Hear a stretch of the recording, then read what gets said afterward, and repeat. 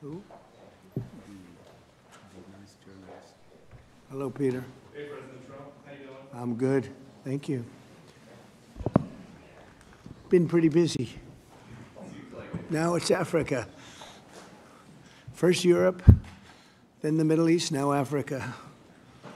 Great people with us.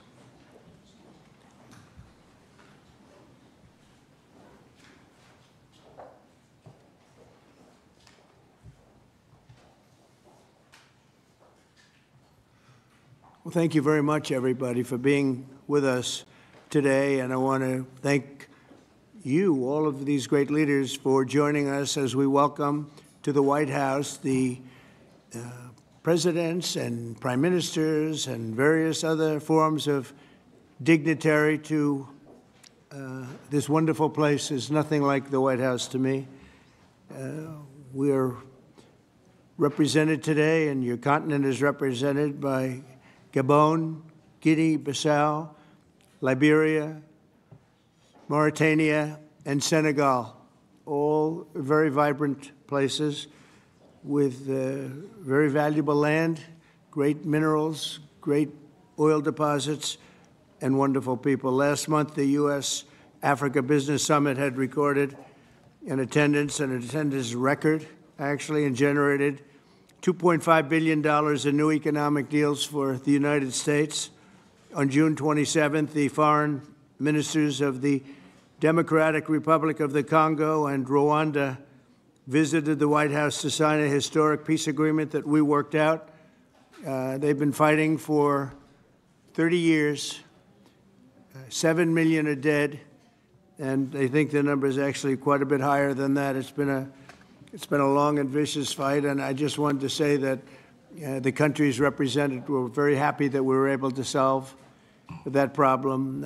I think over the next couple of weeks, the leaders of both countries will come to sign the final agreement. As you know, we had foreign ministers last week, but we're going to be signing an end to the horrible 30-year war. It's been going on for a long time. I've been reading about it, hearing about it, and it was a vicious war. It was a terrible war. I want to thank our outstanding senior advisor for Africa, Masad Boulos, for helping to mediate this breakthrough. He was very much involved in that settlement. Most people thought it couldn't be done. But there's still much more to be done, and we're going to be facilitating peace also in places like Sudan, where they have a lot of problems. Libya and others, we have there's a lot of anger on your continent, and we've been able to solve a lot of it. My administration is committed to strengthening our friendships in Africa through economic development efforts that benefit both the United States and our partners. And we're shifting from AID to trade. We had AID, or aid as we sometimes call it, right to trade. And trade seems to be a foundation that I've been able to settle a lot of these disputes, like as an example, India and Pakistan, Kosovo, Serbia. I said, you guys are going to fight, we're not going to trade. And we seem to be quite successful in doing that. To that end, we have closed the USAID group to eliminate waste, fraud, and abuse, which was tremendous waste, fraud, and abuse. And we're working tirelessly to forge new economic opportunities involving both the United States and many African nations. There's great economic potential in Africa, like few other places in many ways. In the long run, this will be far more effective and sustainable and beneficial than anything else that we can be doing together. I'm eager to work with each of you on your vital issues and also to discuss security. We've encouraged our staff at the White House to work along with these nations. There's such tremendous wealth there and potential there. We encourage the countries here today to make greater investments in defense, hopefully, of course, buying our equipment, because we do make the best defense equipment. I guess we proved that about 2 weeks ago in Iran, but we make the best equipment, best military equipment anywhere in the world by far. There's nobody close. And keep pursuing the fight against terrorism, which is a big problem in Africa. Immigration will also be on the agenda, and I hope we can bring down the high rates of people overstaying visas and also make progress on the safe third country agreements. And once again, I want to thank you all for being here, and it's an honor for me. Some of you I've met, and some of you I just got to meet, and I think it would be nice if you said a few words to the press, which is right back here. Do we have a camera over here? It'd be nice if you could, oh, there it is. You could speak to the, you don't want to turn your head so much. I do it a lot. It's not pleasant. But perhaps we could start with you, please. Thank you very much.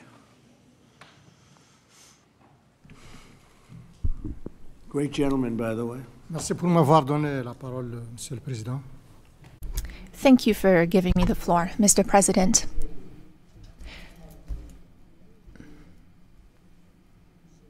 First of all,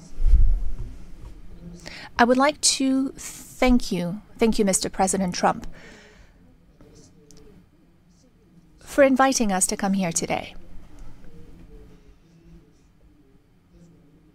I'm President Ghazouani, President of the Islamic Republic of Mauritania.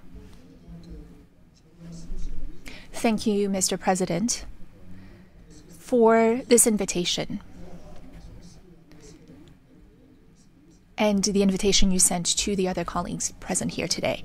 This is a very strong message from you, and we are receiving this message very well. This is a message of interest that you're sending to us, and it's a message that you're sending to the whole of Africa.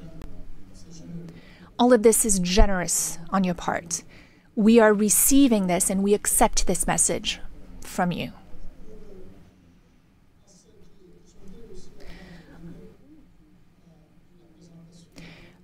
Before I talk about my country, I would like to let you know that we are delighted to see President Trump's commitment to our continent. Mr. President, in the short time you've been back in office, the last few months, you came to the rescue for peace. You did it in Asia with Pakistan and India. The war sort of started, and if it had gone on, the consequences could have been a real disaster.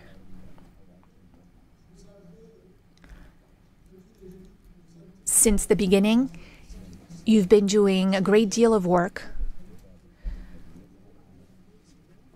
on the war in Europe, that is the conflict between Russia and Ukraine. You rushed to Africa to resolve a long-standing problem. Lots of efforts had been made by many heads of states, but your will made it possible for this agreement to be signed. And now, this conflict is behind us. You are currently working with a great deal of enthusiasm.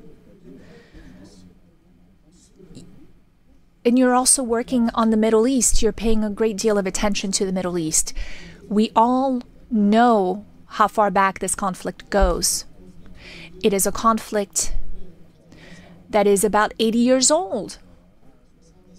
70 years, but it is also a war that has been raging for a year and a half. And you've also talked about the human toll. Many people have died in this conflict.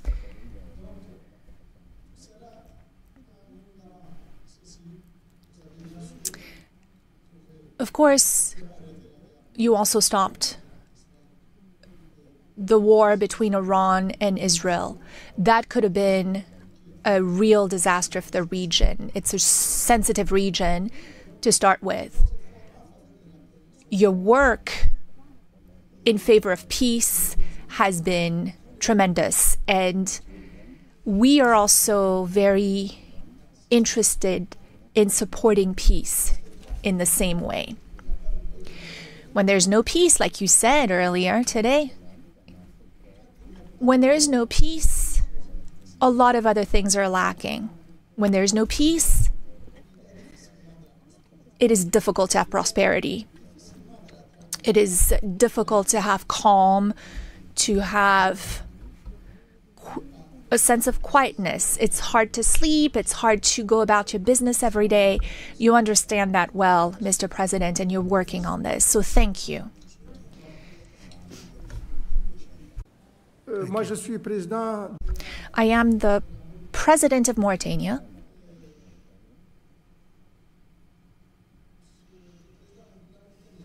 Mauritania is a small country.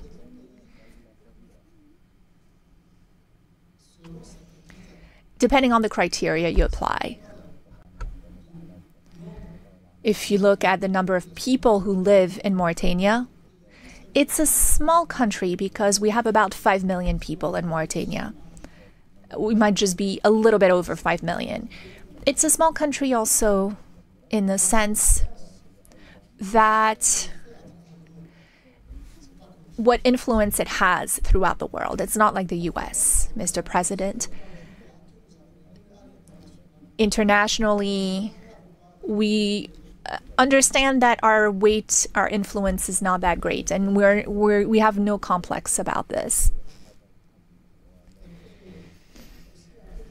It's also a small country because of our level of prosperity. We're not a very prosperous country. We have many problems related to the well-being of our population. But it is also a great country, a big country in other ways. Mauritania is a great country in the sense of its strategic position. It is on the Atlantic coast, which makes it a neighbor to the US. It is what unites North Africa and Sub-Saharan Africa, or what links the two. That is its strategic position, but also in terms of resources. We have a great deal of resources, many, many resources, and we have a lot of opportunities to offer in terms of investment. We have minerals, rare earths, rare minerals. We have manganese. We have uranium. And we have a good inclination that we have lithium and other minerals. We're the second largest producer for the last 60 years in Africa of iron ore. We produce a lot. And we have a lot of resources in our seawaters, so lots of fishing and whatnot. I don't want to spend too much time on this.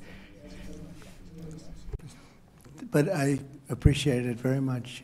I appreciate it. Maybe we're going to have to go a little bit quicker than this because we have a whole schedule. If I could just say, it's, your name and your country would be great. Thank you, please. Muito obrigado, Sr. Presidente Trump, e sobretudo. Thank you, Mr. President, and for welcome and everything. For us, it's the second time here to come as a guest.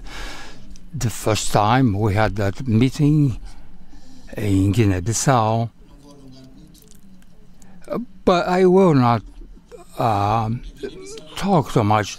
But Guinea-Bissau is a peaceful country, and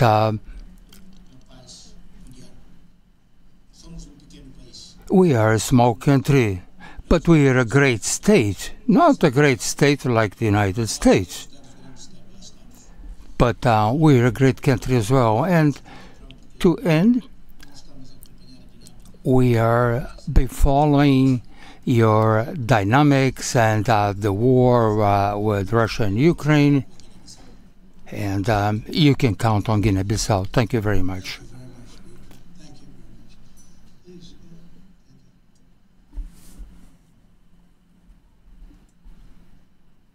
you, Mr. President. First, let me congratulate you for the recent celebration of your 249th anniversary. We did in Liberia at your embassy.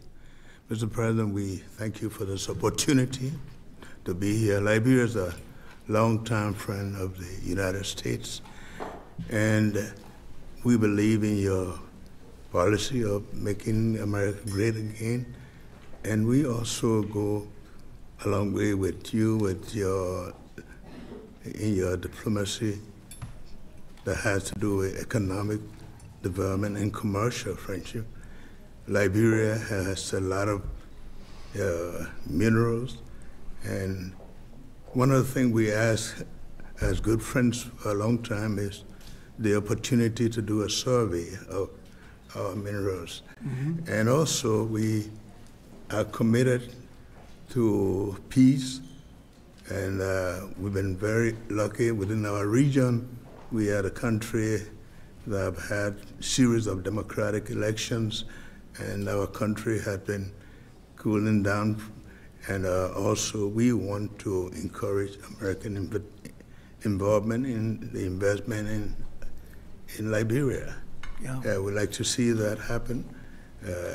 We want to work with the United States in peace and security within the region, because we are committed to that. And we just want to thank you so much for this opportunity. Well, thank you, and such good English, such beautiful. Where did you learn to speak so beautifully? Where were you educated? Where? Yes, sir. In Liberia. Yes, sir. Well, that's very interesting. It's beautiful English. Sure. I have people at this table can't speak nearly as well, Very and good, sir. Thank you. they come from.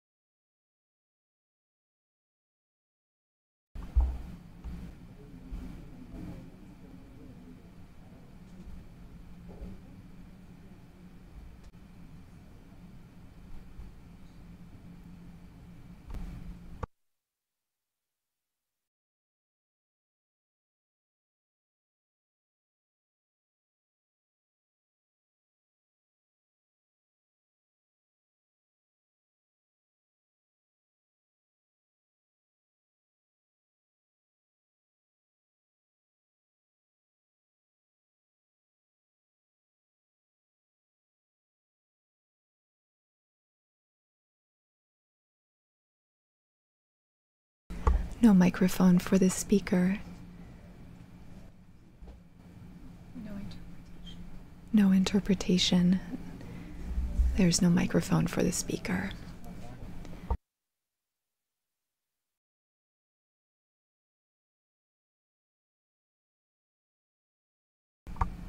Still no microphone for the speaker.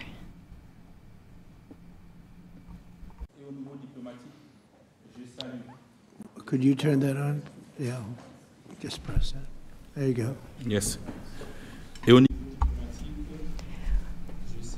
I would like to commend you, Mr. President, for the success you had in reaching a peace agreement between Rwanda and the DRC.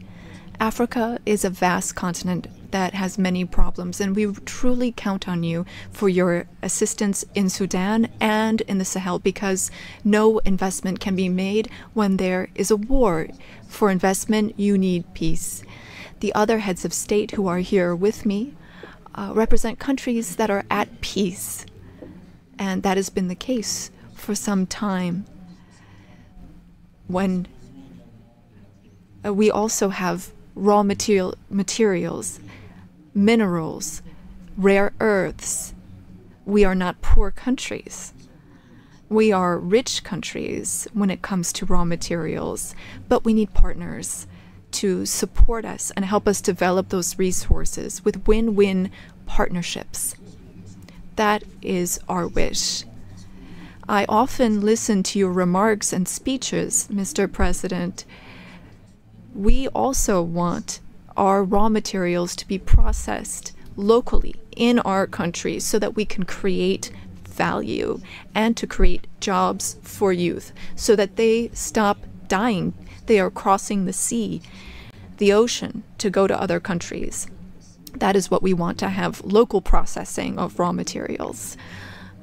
Gabon is a rich country. We have over 2 million inhabitants and a great deal of diversity raw materials, oil and gas reserves, and we would like those resources to be tapped using an economic model that fits. Since our liberation, we have changed how we do trade. We've focused on transparency and bids for anyone who wants to come invest in our country. If you follow the news, we have also worked on agreements with the European Union, and we wanted to review those because we didn't think that those were win-win opportunities. So our market is open. We want to process manganese locally, which you purchase through a company called Aramet. And I'm sure that it's more expensive compared to when you can come and buy it directly from us. In order to do this local processing, we need 8 to 10 gigawatts of electricity. Again, this is an open bid. Any American company that wants to invest in electricity in Gabon is welcome to take advantage of that opportunity. Now, looking at defense, the Gulf of Guinea is an issue. There is maritime piracy in that area, and we want to work together to stabilize it. You said you had the best equipment, the best military equipment, and that's what we'd like to have so that we can stop maritime piracy in the Gulf of Guinea. We can't do it alone. We need a reliable and strong partner that is committed and that takes real steps, real action. We also need to be pragmatic, and that's what you are. And I'm a general, and I am too. I'm pragmatic. I like it when things move quickly. Our country is free, open to one and all. You are welcome to come and invest. Otherwise, other countries might come instead of you. Thank you. Good job. Thank you very much. Appreciate it. Okay. Thank you so much, Mr. President. I would like to thank you for this invitation. It is an honor for us to be here at the White House and to have this opportunity to speak with you about the new partnership that you are putting in place with Africa, particularly for investment. I also wanted to commend you for your commitment to peace throughout the world and the incredible diplomatic success that you had with the DRC, as my colleagues mentioned. You said that this put an end to a long war that claimed many lives, and thankfully, you were here to put an end to this 30-year war. I also wanted to express that Africa supports all efforts to bring back peace to Sudan, Libya, and in the Sahel. Mr. President, as you've seen, you can only do business when there is peace and security, and you build peace everywhere in the world so that there can be better investments. The entire world is grateful to you for this. Now, with respect to my country, Senegal, I've been president for some 15, 16 months now, and I want to reassure all American investors about our country's political stability and our favorable regulatory environment, which we are continuously improving upon in order to attract more investment. I wanted to speak about two projects that I think are an exceptional opportunity. I will speak about the U.S. Ecological Survey, which can help assess the potential of the minerals in our country. And thanks to American companies, we've been able to discover oil and gas. Some 950 billion cubic meters of gas that we can tap into in order to support our economy. And again, here we were able to do this with an American company. Another project I'd like to mention, and again, I would like to invite American investors to take part in this. It's for a digital city. We identified a space within the city of Dakar. It has a view of the sea. It's on some 40 hectares, and this is a great opportunity for American tech companies to come in and make Dakar a tech city open to Africa.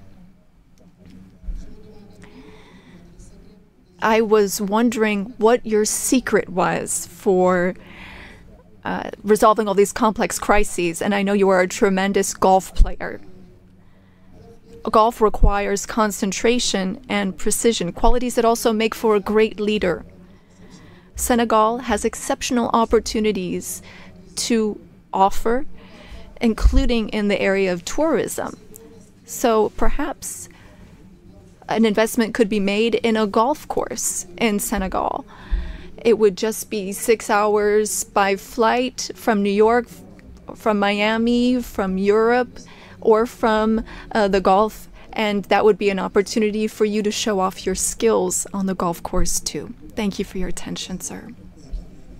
Nice. It's some way to show off my skills. It's a long trip to show off my skill. But that's really nice, and he's led a very interesting life. He looks like a very young person. He's a little older than he looks, but a fantastic job. He was treated very unfairly by his government, and he prevailed. And so congratulations on that. Really, congratulations. It was a great job. And you've all done a fantastic job, and so we'll be talking to you as we have the meal. Do you want to ask any questions, please? Where's my reporter from Africa? There you are. How are you? She's very famous in Africa, see?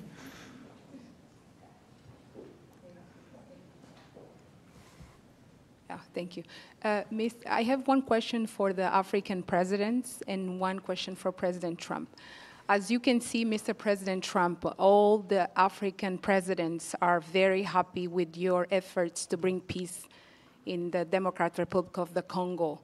My question to you is, today you are making history by receiving 5 African presidents and showing the interest of the United States to collaborate and to work close with the African nations. African continent is watching, African youth is watching, and this new approach that your administration is taking to deal with African nations, not only based on help, but in doing business that everybody can win, is really much appreciated for all the Africans. My question is, are you planning, Mr. President, in the future to travel to Africa to see firsthand all those countries in Africa, all those potential that those countries have? And for the African leaders, my question is, as you can see, President Trump is working to bring peace, not only in Africa, but also in the world. Are you all considering to nominate President Trump for a Nobel Prize Peace? That's a very nice reporter. I got to meet her 2 weeks ago when we had the Congo and Rwanda, and we had some other people up from Africa, and that was the first time. But that's a very nice, I appreciate the questions. Very nice, actually. Would you like to, at some point I would like to go to Africa, absolutely. We're going to see what the schedule is, but at some point I would like to do that very much. Would you like to give a fast answer, please? Thank you very much. Microphone, please.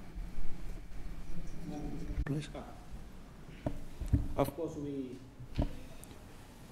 on soutient cette dynamique.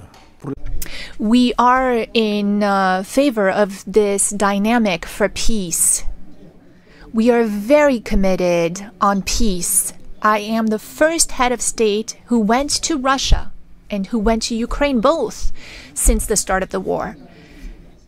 I held the presidency of ECOWAS, and I went to see Mr. Putin. We spoke for 4 hours, and then I went to Ukraine. I spent 12 hours on a train to speak to President Zelensky. But now the weight of President Trump is something else altogether. We are with you. We are behind you to see what we can do to help bring peace back. No one wins when there's war. So you have our support so that we can bring peace back. Thank you. Thank you very much. Appreciate it. Go ahead, please. Thank you, Mr. President Trump. Thank you for your questions. A Nobel Peace Prize, well, I don't see any problem with it. I think that President Trump deserves it for all the efforts that he's worked on. And he brought peace back in the SIAC region. That is my region, the region where DRC and Rwanda signed a deal. And so he is now bringing peace back into a region where that was never possible. So I believe that he does deserve a Nobel Peace Prize. That is my opinion on this. Well, thank you very much. Very nice. Thank you. I didn't know I'd be treated this nicely. This is great. We could do this all day long. Thank you very much. Please, go ahead. Mr. President, I believe that we have to continue to support America in the strength to be able to bring about peace in the world. America is a melting point and also a country that we all look forward to. And I want to encourage you, because without peace, we can't have a world to live in. And we stand with you on that. That's right. Thank you. Well said. Please. Thank you, Mr. President, and thank you for your question. Very important question indeed. Forgive me for saying this, but unfortunately, I don't really understand. I don't know how things work when it comes to Nobel Prizes, but I can guarantee you that Mauritania would never be opposed to President Trump receiving a Nobel Peace Prize, because he's already working very hard in favor of peace throughout the world, with no distinction, no regard to what continent it's on, and he's working on areas where there are tensions everywhere, and he's committed towards peace, and our world needs more peace. Thank you. Very much. Thank you. Thank you very much. The jury will decide. It's not a matter of voting amongst our countries, but what is for sure is that the results and the work has been done in such a short amount of time show that you would be a good recipient. And I'm sure that the jury sees that, and the rest of the world sees it as well and understands it. When the time comes, I think everyone will see that it is a deserved prize. Congratulations on what you've done so far. If we took a poll, I think you would be very far ahead in those polls. It's very nice. All of you, thank you very much. I appreciate it. Peter? Thank you, President Trump. James Comey and John Brennan, now under criminal investigation related to the Trump-Russia probe. Do you want to see these two guys behind bars? Well, I know nothing about it other than what I read today, but I will tell you, I think they're very dishonest people. I think they're crooked as hell, and maybe they have to pay a price for that. I believe they are truly bad people and dishonest people, so whatever happens, happens. And now, a few weeks after the strikes that you ordered on the nuclear facilities in Iran, there is an Iranian official who says you, President Trump, have done something that he can no longer sunbathe in Mar-a-Lago. As you lie there with your stomach to the sun, a small drone might hit you in the navel. It's very simple. Do you think that's a real threat? And when is the last time you went sunbathing anyway? It's been a long time. It's been a long time. I don't know. Maybe I was around 7 or so. I'm not too big into it. Yeah, I guess it's a threat. I'm not sure it's a threat, actually, but perhaps it is. And on one other subject, two Democratic senators now, Cory Booker and Alex Padilla, have a new bill out. They want to require CBP and ICE officers to have legible IDs, and they don't want CBP or ICE officers covering their faces. Would you ever sign that? Well, they wouldn't be saying that if they didn't hate our country, and they obviously do. I'm surprised that they would do it, knowing a little bit about them. I don't know them well, but these officers are doing a tremendous job. They're great patriots. If you expose them because of statements like have been made by Democrats and others on the left, usually, mostly, I think probably exclusively, you put them in great danger, tremendous danger. And it's sort of funny when people picket in front of Columbia, in front of Harvard, and they have masks on, more than masks. I mean, you can't see anything. Nobody complains about that. But when a patriot who works for ICE or Border Patrol puts a mask on so that they won't recognize him and his family, so they can lead a little bit of a normal life after having worked so hard and so dangerously, there's a problem with that. So they have this is the problem with the Democrats. They have a lot of bad things going on in their heads. They've really become they've lost their confidence, number one, and they've become somewhat deranged. I want to do whatever's necessary to protect our great law enforcement people, and they are right at the top of the list. And your Agriculture Department also announced this week that they are going to start limiting Chinese ownership of American farmland. Why do you think that the Chinese have been buying up all this farmland in our country so close to military installations? Well, I don't want to get into that. I have a very good relationship with President Xi. We're going to see, and I'm going to, they're going to be making a recommendation to me, but we have a very good relationship. As you know, they're paying a lot of tariffs to the United States now, and so I'm not going to get into that right now. Yeah, please. Yesterday, the Wall Street Journal reported that the White House was weighing whether to send another Patriot air defense system to Ukraine. Can you confirm that reporting? They would like it. They've asked for it. They're very rare indeed, because a lot of systems have been sent to Ukraine. But they would like to. I know they made the request. We're going to have to take a look at it. It's very expensive system. It's a shame that we have to spend so much money on a war that would have never happened if I were president. That's a terrible, terrible war over there, and it's really a shame. It's very sad. When you talk about a system like that, highly sophisticated, tremendous amount of money, and they're doing it because they want to prevent death. They're getting hit hard, very hard. So we're looking at it. Also on Russia. Yesterday, sir, as well, Ukraine was hit by over 700 drones sent by Russia last night. What's your response to that attack? Well, I've been sort of letting people know I'm not happy about what's going on. It's a war that should have never happened. It should not happen now. They're losing. Now it's up. I've been saying 5,000. Now it's up to 7,000. Think of it, 7,000 people a week on both sides. 7,000 people, young, mostly military people, young souls are dead and dying, and it should be stopped. It should be stopped. Very sad to see what's happening. Yes, please.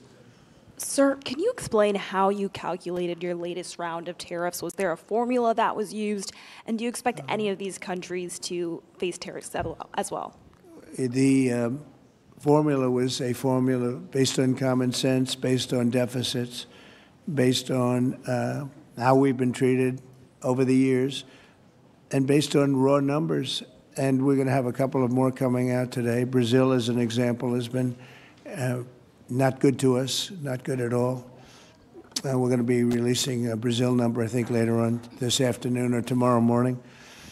but they're based on very substantial facts and also past history. You look at the past history. We never had anybody in the White House that understood the numbers or were into it like I have. You know, we've taken in hundreds of billions of dollars in tariffs, hundreds of billions, and we haven't even started yet. And it's going to be a great thing for our country. I think it's going to be a fair thing for the world. And we really haven't had too many complaints because I'm keeping them at a very low number, very conservative, as you would say, number. And we haven't had, I'm sure they will be complaining at certain points, but we haven't had complaints. We've been treated very unfairly by both friend and foe. And friend has treated us very badly. It's not even believable that for so many years, you know, I was using tariffs in my first administration. We had the most successful financially administration that there's ever been. This is going to be much better. But we got cut short with the COVID because I didn't think it was appropriate when, you know, Italy, Spain, you saw the horror show that a lot of the countries went through. So I cut it a little bit short. But we took in hundreds of billions of dollars, and we had the most successful term ever from a president financially. But this is going to be much more successful. Yes, please. Do you expect any of the countries here to face tariffs as well? I haven't thought of it, but I don't know. Let's see, I like him, and him. No, I don't think so, not too much. It's very good. These are friends of mine now. Yes, Thank you for taking our questions, Mr. President. Okay. You talked about the amount of external revenue the country has brought in thanks to your tariffs. Can you talk about how these hundreds of billions of dollars that are getting brought in will help grow the country, and what do you hope to put it towards? Well, bigger than the tariffs, actually, are the fact that when you charge the tariffs at a certain point, they say, well, we can't pay those tariffs. It doesn't make economic sense. These are wealthy countries, and they or their companies will come into our country and build, and that's what's actually happening. If you had a very low tariff, there'd be no incentive to do that. If you have no tariff, like we used to have, which is so stupid, it's not even believable, but then obviously they make their product, the product in their country. They have the jobs, they have the income, they have the taxes, they have everything, and they just send it into us, and it's jobs that we wouldn't get. Now the wheel is turned. And what we're doing is more important, we're taking in hundreds of billions of dollars, money that we've never seen before. But more important than that, we have a lot of people that would rather not have to pay that. So they're coming in and they're building plants. AI, we're leading everybody, including China, by a lot with AI. They're building their own plant. You heard me say yesterday, they're building their own electric generating plants to go along with the factories or plants that they're building. If they want to do that, we're getting them fast approvals, very fast turnarounds. They're using mostly natural gas to start off, but they're using coal. They have the right to use coal. They have the right to use nuclear. Nuclear has come a long way in the last 5 years. So we're getting them very fast approvals. We have factories and plants building at a level that we've never had in this country before. Yeah. And secondly, a study from the Council of Economic Advisors. You put it on Truth Social yesterday. It showed that your assessment that tariffs would slow inflation was accurate and that the prices of imported goods since February has fallen. That your assessment was right, the critics were wrong. Why do so-called experts continually misread your economic policies, sir?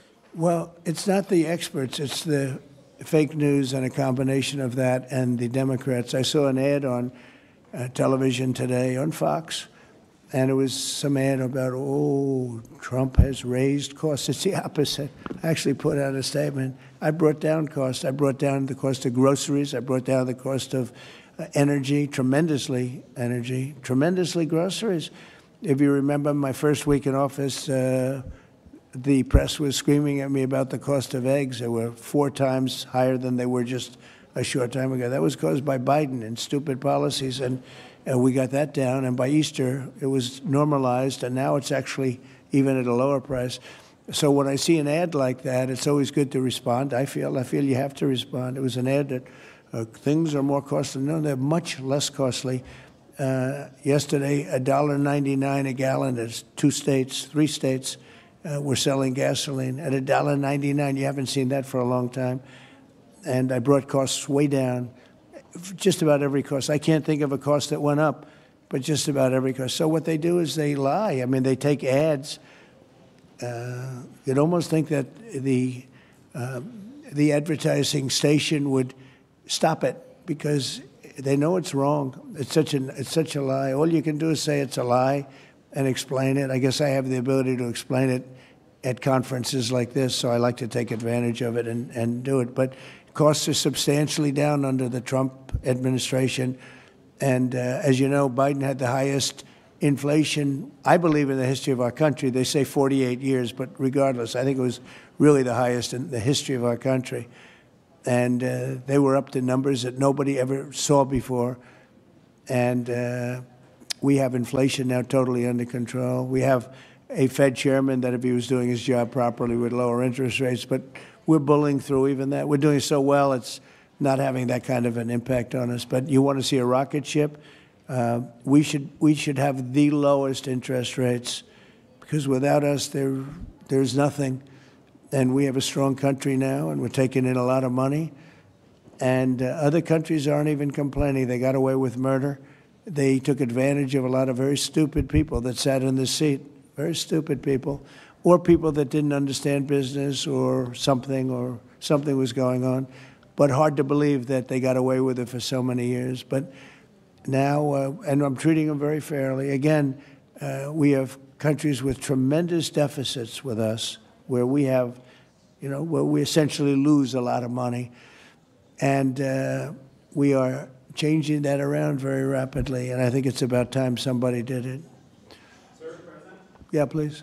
Sir, yesterday you said that you were not sure who ordered the munitions halted to Ukraine. Have you since been able to figure that out? Well, I haven't thought about it because we're looking at Ukraine right now and munitions, but I have not gone into it. What does it say that such a big decision could be made inside your government without you knowing? I would know. If a decision was made, I will know. I'll be the first to know. In fact, most likely I'd give the order, but I haven't done that yet. Yeah, please. Can I ask how your meeting with Netanyahu went over the last couple of days, and how realistic do you think a ceasefire is this week? Well, we're talking about Gaza for the most part. I think we have a chance this week or next week. Not definitely. There's nothing definite about war and Gaza and all of the other places that we all deal with so much. But there's a very good chance that we'll have a settlement, an agreement of some kind this week, and maybe next week if not. The African Growth and Opportunity Act, which has been central to many sub-Saharan countries having access to the U.S. market, that's due to expire in September. Are you hoping to extend that beyond it? Well, we'll take a look at that. Yes, please. Thank you. That's up to Congress to take a first crack at. We know that program's been in place for about 20 years, and at the end result of that, we see a lot of other countries operating in Africa. We still see a lot of tariff and non-tariff barriers in Africa. So I think any discussion about that act would also have to think about how we address those kinds of barriers. Yeah, Peter. President Trump, in Alvarado, Texas, a few days ago, 10 people wearing all black allegedly set off fireworks outside an ICE office to lure the officers out so they could ambush them, shoot at them. They had guns and vests and two-way radios. Do you think that this was an isolated incident, or do you think there's a national threat of a left-wing militia that is targeting ICE and CBP? Well, I think you have some very stupid people in the left who have some money that are making it available to these people, because you look at the guns they had, they were brand new. You look at even the clothing they were wearing, it looked like it just came out of some military shop. So you have some very stupid people that, if anything ever happened, they'd be the first to go. They don't understand that. They'd be the first to go. They'd be the first ones hit. But there is money being put behind people. When you look at the weapons they have, the newness of the weapons, rifles that just came out and they have the latest model. So there's something going on, and we'll get to the bottom of it. And what do you think the penalty should be for these people who are, if they are found guilty, for people who shoot at ICE officers? Very, very stiff. Very stiff. A long time in jail, a long time. And one got hit yesterday in the neck. And he fortunately is going to be okay, but he got hit yesterday in the neck. No good. And what would you think if I read you a quote from a lawmaker who says about ICE to abolish it, to treat them as criminals or anything that is inappropriate and outrageous. And I told you that that was Democrat John Fetterman. Wow. It's, by the way, I assume when you read that, because you paused in the middle, you're going to have to read that again without the pause. Could you read that again, please? To abolish it, to treat them as criminals or anything that's inappropriate and outrageous. So he's saying that to treat the people that did the shooting is... Oh, okay, good. Because the way you read it, it really was the opposite. But that's okay. That's all right. I think that's what he meant. No, the new John Fetterman is exactly what you said. He's right. He's right. And we have to protect our police officers, and we will. And we have been... if you saw the stats released by the FBI the other day, the murder rate's way down, the lowest it's been in a long time, and that took place over the last 6 months. For the last 6 months, murder, it's a hell of a subject to have to talk about, but murder is way down at almost getting to be modern-day records. So that's despite the fact that we have a lot of people that came into the country that shouldn't be here. Mr. President? Yes, please. So two questions, one on tariffs, the other on the IRS. Yeah. On tariffs, China is reportedly softening their impact on U.S. tariffs in Africa, announcing last month that they would halt charges on imports for nearly all of its African partners. Good. Does this move by China influence your thinking, your approach to tariffs on the continent? Well, we treat Africa great in many different ways, including with tariffs. But, parts of Africa charge us tremendous tariffs, as you know. And they're going to be dropping those tariffs. They've already informed me they're going to be dropping those tariffs. But we treat Africa far better than China or anybody else, anyplace else. Yeah. And on the IRS says that churches can now endorse political candidates. What's your reaction to this, and how do you expect this to influence some of the work that's afoot on the continent? There's a lot of American churches that are missionaries doing missionary work on the continent. Do you support that? I love the fact that churches can endorse a political candidate. I think so, because we have a lot of respect for the people that lead the church, for the pastors and the ministers and the rabbis and the all different leaders, all different religions, and people respect those people. And I think there's nothing wrong. It was a very big penalty if that took place just a little while ago. They had a thing called the Johnson Act, and it was a very big penalty. I think it's great if a pastor, minister, priest, rabbi, and we could very much go into your religion, by the way, which is something that people are having great respect for throughout the world. If somebody of faith wants to endorse, I think it's something that I'd like to hear. And I can guarantee you the people that they're with every Saturday or Sunday or whenever it is they're with, they want to hear from these people. And it was a very severe penalty. Those people were not allowed to speak up. Now they're allowed to speak up. No, I think it's terrific. Mr. President, your administration took new actions against Harvard University today. Are you still optimistic about reaching a deal with the university? Oh, yeah, I think so. Harvard's been very bad, totally anti-Semitic. And, they'll absolutely reach a deal. Peter? I just got a text from our colleague, John Roberts. He says that we are now reporting the guy who was arrested in the Alvarado, Texas incident for tampering with the evidence was a green card recipient under the Biden administration and a prior DACA recipient. What do you think of that? It's very sad. It's very bad. A lot of them are here. We came in 21 million. I think it's higher than that, by the way, but they say 21 million people came in. Many of them are criminals. Many of them are murderers. 11,888 is what they say are murderers. And they came in through open border policies, no checking, no vetting, no nothing.